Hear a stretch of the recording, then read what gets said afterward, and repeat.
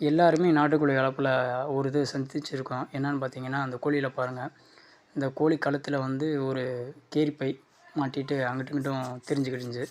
நாங்கள் ஒரு கோயிலுக்கு போயிருந்தோம். அந்த கோயிலில் தான் அந்த கோழி அந்த கோயிலுக்குள்ள அகத்துக்குள்ள தான் அந்த கோழி சுற்றிக்கிட்டு திரிஞ்சுச்சு.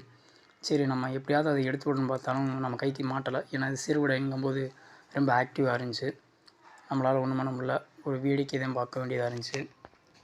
நம்ம கோழியாக இருந்தால் ஈஸியாக நம்மக்கிட்ட மாட்டோம். அப்படிங்கிற நம்ம எடுத்து விட்டுறலாம். நம்ம கோழிலையும் இந்த மாதிரி மாட்டியிருக்கு. காலில் மாட்டியிருக்கு. ரெமட்டையும் கோழிக்கும் சேவலுக்கும் காலில் மாட்டியிருக்கு. இந்த கோழியை பார்த்து அது பக்கத்தில் உள்ள கோழிகளும் அதுங்களும் பயந்து ஓடிச்சுங்க.